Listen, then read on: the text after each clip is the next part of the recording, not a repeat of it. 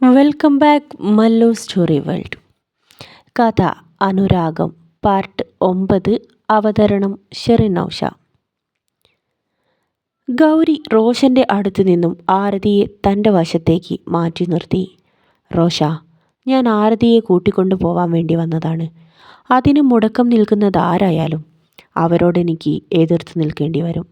ഗൗരി നിഷ്പ്രയാസം റോഷനെ വലിച്ചെടുത്ത് അവൻ്റെ വണ്ടിയുടെ ബോണറ്റിലേക്ക് അമർത്തിക്കിടത്തി. മീരയും ആരതിയും കൗതുകത്തോടെ ഗൗരിദാസിനെ നോക്കി. അസാധ്യമായ വഴക്കത്തോടെയാണ് ഗൗരി ചുവടുകൾ വയ്ക്കുന്നത്. ശത്രുക്കൾ അത് മനസ്സിലാക്കുമ്പോഴേക്കും അവനവരെ തകർത്ത് കഴിഞ്ഞിരിക്കും. ആരതി, ആ കൊച്ചിനെ വിളിച്ച് വണ്ടിയിലോട്ട് കയറ്, അവൻ അവളോടായി പറഞ്ഞു. എന്നാൽ ആരതി ഗൗരി പറയുന്നതൊന്നും അനുസരിക്കാൻ തയ്യാറായില്ല. ഞാൻ വന്നത് എൻ്റെ സ്കൂട്ടിയിലാണ്, ഞാൻ അതിൽ തന്നെ വീട്ടിലേക്ക് വന്നോളാം. അവൾ സ്കൂട്ടിയിലേക്ക് കയറിയിരുന്നു. മീര ഭയത്തോടെ ചുറ്റിനും നോക്കി. വേണ്ട ആരതി, സ്കൂട്ടി ഇവിടെ തന്നെ നിന്നോട്ടെ, നമുക്ക് ആരെങ്കിലും വിട്ട് പിന്നീട് എടുത്തു കൊണ്ടുപോവാം. ഇപ്പം നമുക്ക് ഗൗരിയുടെ കൂടെ കാറിൽ പോവാം. മീരയുടെ വാക്കുകൾ കേട്ട ആരതി അതൊന്നും ശ്രദ്ധിക്കാതെ വണ്ടി സ്റ്റാർട്ട് ചെയ്തു. നിനക്ക് പേടിയുണ്ടെങ്കിൽ നീ കാറിൽ വന്നോളൂ, ഞാൻ പോണു. അവൾ വണ്ടി സ്റ്റാർട്ടാക്കി വീട്ടിലേക്ക് പുറപ്പെട്ടു. അവൾക്ക് പിന്നാലെ തന്നെ ഗൗരി മീരയെയും കൂട്ടി കാറുമായി യാത്ര തിരിച്ചു. ടൗണിലെ തിരക്കേറിയ ട്രാഫിക്കിൽപ്പെട്ട് ഗൗരിദാസിൻ്റെ കാർ അല്പസമയം പിന്നിലായിപ്പോയി. ആ സമയത്ത് അവൻ കാണാതെ ആരതി റോഡിൽ നിന്നും പതിയെ യാത്രയുടെ റൂട്ട് മാറ്റി. അവൾ വീട്ടിലേക്ക് തിരിച്ചു പോവാതെ തമ്പിയുടെ നീലഗിരി റിസോർട്ടിലേക്കാണ് പോയത്. അത് മനസ്സിലാവാതെ ഗൗരിദാസ് നേരിട്ട് വീട്ടിലേക്ക് പോയി. ആരതി സ്കൂട്ടിയിൽ നിന്നും ഇറങ്ങി റിസോർട്ടിൻ്റെ മുറ്റത്തേക്ക് നടന്നു കയറി. അവളുടെ മനസ്സിൽ ഒരു സംഘർഷാവസ്ഥ രൂപപ്പെടുകയായിരുന്നു. റോഷൻ തന്നെ ചതിക്കുകയായിരുന്നു എന്ന വസ്തുത അവൾക്ക് വിശ്വസിക്കാൻ കഴിഞ്ഞില്ല. തൻ്റെ ഡാഡിയെ വീഴ്ത്താൻ വേണ്ടി 2 വർഷക്കാലമായി അവൻ തന്നോട് സ്നേഹം അഭിനയിക്കുകയായിരുന്നു. ആ ചതിയന് വേണ്ടിയാണ് ഇന്നലെ രാത്രിയിൽ തനിക്ക് ഡാഡിയോട് ദേഷ്യം തോന്നിയത്. അവൾ കരഞ്ഞു കലങ്ങിയ കണ്ണുമായി റിസോർട്ടിന് മുൻപിലെ കായൽ തീരത്ത് ഏകയായി ഇരുന്നു. ആ റിസോർട്ടിലെ ഒരു സ്റ്റാഫ് അവളെ കണ്ടു കഴിഞ്ഞിരുന്നു. അയാൾ പെട്ടെന്ന് തന്നെ തമ്പിയെ വിളിച്ച് കാര്യം പറഞ്ഞു. ഗൗരി, അവൾ പോയിരിക്കുന്നത് നമ്മുടെ റിസോർട്ടിലേക്കാണ്. അവളുടെ മനസ്സിൽ നല്ല ടെൻഷൻ ഉണ്ടാവും. അവൾക്ക് കുറച്ചു നേരം തനിച്ചിരുന്ന ഒക്കെ ശരിയായിക്കോളും. സാരല്ല, നീ സാവധാനം ചെന്ന് അവളെ കൂട്ടിയിട്ട് വരൂ. അച്ചു പുറത്തുണ്ട്, അവനെ കൂടെ കൂട്ടിക്കോളൂ. അച്ചു പറഞ്ഞ ആരതി പെട്ടെന്നനുസരിക്കും. തമ്പി പറഞ്ഞ പാടെ തന്നെ ഗൗരിദാസും അച്ചുവും കൂടി നീലഗിരി റിസോർട്ടിലേക്ക് പുറപ്പെട്ടു. ആരതി കായലിലേക്ക് നോക്കി. തെളിഞ്ഞ വെള്ളത്തിൽ ചുറ്റിനും കാണുന്ന എല്ലാ സാധനങ്ങൾക്കും നല്ല വ്യക്തതയുണ്ട്. അവൾ ഒരു കല്ലെടുത്ത് വെള്ളത്തിലേക്ക് എറിഞ്ഞു. വെള്ളത്തിൻ്റെ ആഴങ്ങളിലേക്ക് ആ കല്ല് ആഴ്ന്നിറങ്ങി. അവളുടെ മനസ്സിൽ ഒരു സമാധാനവും ഉണ്ടായിരുന്നില്ല. താൻ വിശ്വസിച്ച് സ്നേഹിച്ചവൻ ചതിയനാണെന്ന് ആദ്യ കാഴ്ചയിലെ ഡാഡി പറഞ്ഞിരുന്നു. അത് വിശ്വസിക്കാതിരുന്ന താനൊരു മണ്ടി തന്നെ. ഇനി എങ്ങനെ താൻ ഡാഡിയുടെ മുഖത്തേക്ക് നോക്കും? അവൾ വേദനയോടെ ആ കായൽ തീരത്ത് തന്നെ ഇരുന്നു. അപ്പോഴാണ് അത് സംഭവിച്ചത്. മുടി നീട്ടി വളർത്തിയ ഒരാൾ റിസോർട്ടിൻ്റെ മുൻവശത്തു കൂടി അകത്തേക്ക് കയറി വന്നു. അയാൾ ദൂരെ നിന്നും തന്നെ ആരതിയെ കാണുന്നുണ്ടായിരുന്നു.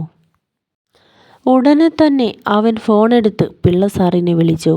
സാറേ, പറഞ്ഞത് സത്യം തന്നെയാണ്. അവൾ ഇവിടെ തന്നെയുണ്ട്, റിസോർട്ടിൽ.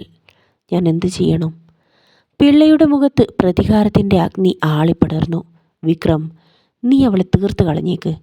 റോഷൻ അവളെ സ്വന്തമാക്കാനൊന്നും കഴിയില്ല. തമ്പി അതിനൊന്നും സമ്മതിക്കാൻ പോണില്ല. തമ്പിയുടെ ജീവനാണ് ആ പെണ്ണ്. അവളില്ലാതായാൽ തമ്പിയുടെ ശക്തി മുഴുവനും ചോർന്നു പോവും. പിള്ളയുടെ വാക്കുകളിൽ വെറുപ്പ് കലർന്നു. പരമശിവത്തെ ഇല്ലാതാക്കിയത് തമ്പിയും അവൻ്റെ കൂടെ ചേർന്ന് ഗൗരിയുമാണ്. അതിനു പകരം വീട്ടാതെ എനിക്കിനി വിശ്രമം ഉണ്ടാവില്ല. പിള്ളയുടെ വാക്കുകൾ കേട്ടതും വിക്രം ഫോൺ എടുത്ത് കീശയിലേക്ക് തിരികെ വച്ചു. ശേഷം ശബ്ദമുണ്ടാക്കാതെ ആരതിയുടെ അരികിലേക്ക് നടന്നു. എന്തോ ഓർത്തുകൊണ്ട് കായലിലേക്ക് കണ്ണും നട്ടിരിക്കുകയാണ് ആരതി. വിക്രം നടന്നത് ചെന്ന് തൻ്റെ അരികിലേക്ക് എത്തിയത് അവൾ അറിഞ്ഞിരുന്നില്ല. പിന്നിൽ നിന്നും വന്ന ഒരു കൈ തൻ്റെ വായിൽ പൊത്തിപ്പിടിച്ചപ്പോഴാണ് അവൾ ചിന്തകളിൽ നിന്നും ഉണർന്നത്. അവൾ ബലമായി എഴുന്നേറ്റതും വിക്രം അവൾക്ക് അഭിമുഖമായി കഴിഞ്ഞിരുന്നു. മുടി നീട്ടി വളർത്തിയ ഒരു പരാക്രമിയായ യുവാവ് മുൻപിൽ നിന്ന് ക്രൂരമായി ചിരിക്കുന്നത് കണ്ട ആരതി അവൻ്റെ കയ്യിൽ നിന്നും കുതറിക്കൊണ്ടിരുന്നു. അവളുടെ വായിൽ വിക്രം ബലമായി അമർത്തിപ്പിടിച്ചു.